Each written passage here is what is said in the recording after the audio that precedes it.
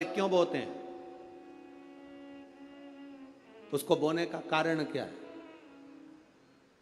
केवल कोई कहे कि हम ठाकुर जी को भजते हैं, भगवान कृष्ण को भजते हैं, कोई कहे हम तिरुपति बालाजी को, नारायण को भजते हैं, कोई कहता है कि हम हरि विट्ठल को, पांडुरंगा को भजते हैं, हमारे यहाँ हाँ हम इनको भजते हैं तो जवारे नहीं बोते। ना ना, पुष्टि मार्गी है, ठाकुर जी की सेवा करने वाला है, उसके यहाँ भी ये 9 दिन जवारे बोए जाते हैं। रामानुज संप्रदाय से जुड़ा हुआ है, नारायण की पूजन कर रहा है, उसके घर में भी जवारे बोए जाते हैं। पांडुरंगा हरि विट्ठल की उपासना कर रहा है, उसके घर में भी जवारे बोए जाते हैं।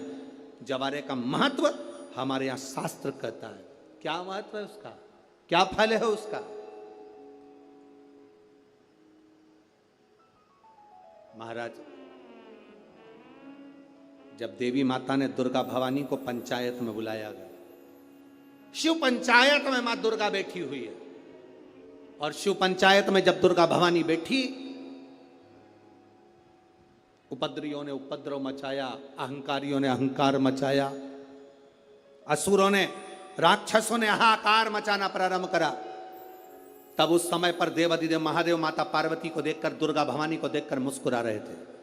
केवल शिव मुस्कुरा रहे हैं, पार्वती को देखकर, दुर्गा भवानी को देखकर, मां जगत जननी को देखकर केवल मुस्कुरा रहे हैं। तब देवता सूर्य नारायण ने भगवान शिव जी को देखकर हाथ जोड़कर प्रार्थना करी।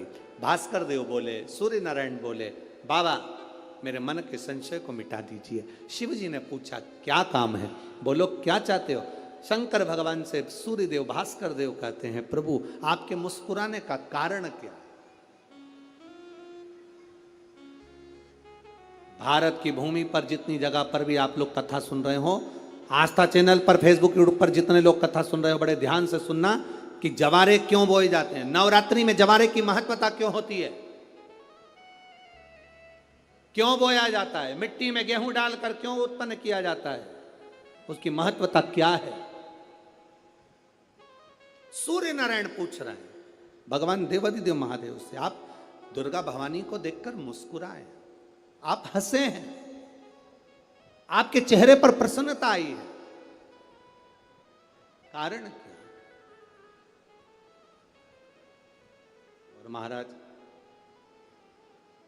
देवाधिदेव महादेव ने कहा, यहां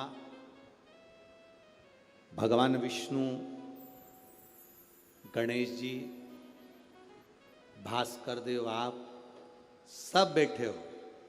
असुरों ने आक्रमण कर दिया, असुरों ने आक्रमण करा है, और वह असुर आक्रमण कर दिए हैं तो वो असुर प्रवेश कर रहे हैं, उपद्रव मचाकर, हाहाकार कर कर नष्ट करने वाले हैं इस पूरी पृथ्वी को।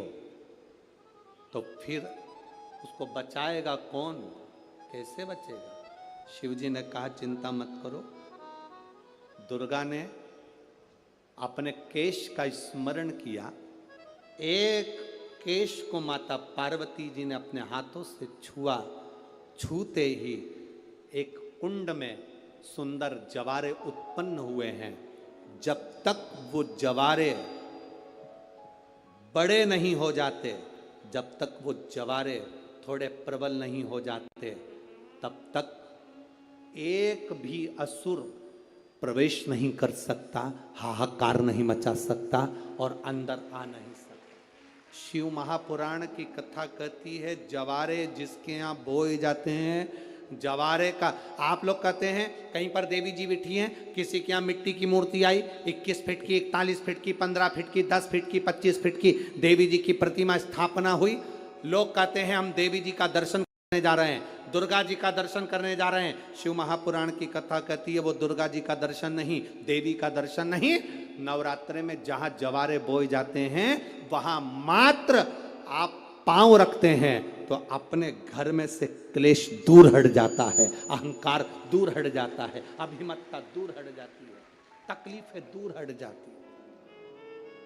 जिसके घर में जवारे बोए जाते हैं, वहां से अहंकार, काम, लोभ, आसक्ति, वासना, तृष्णा और दुख, तकलीफें दूर हट जाती है। तो जवारे का मूल तत्व आनंद, सुख। महाराज उसको समझने वाला समझ सकता।